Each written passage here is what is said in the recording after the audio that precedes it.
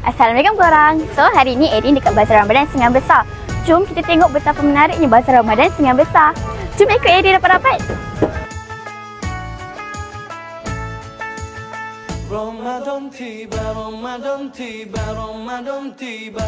Marhaban ya Ramadan, marhaban ya Ramadan, marhaban ya. Ni jenis saya yang dijual kat gerai abang ni.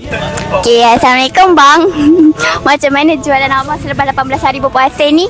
Alhamdulillah jualan baik lah. Sambutan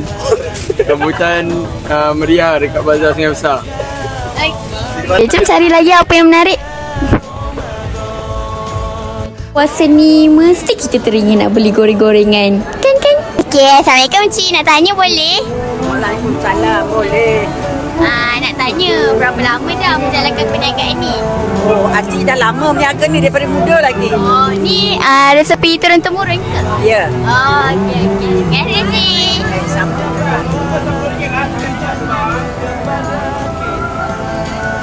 Selain itu, tepung pita juga menjadi pilihan ramai untuk dijadikan pada berbuka puasa. Jom kita pergi gerai tepung pita.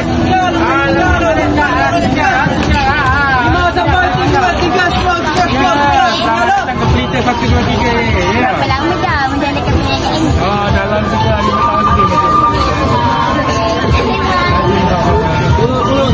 Banyakkan amal hari-hari. Teringanya nak beli pecel sekejap Erin nak beli pecel.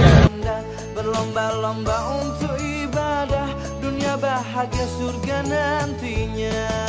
Kita nampak gerai peluk pangan warisan lah. Kita tanya penjualnya.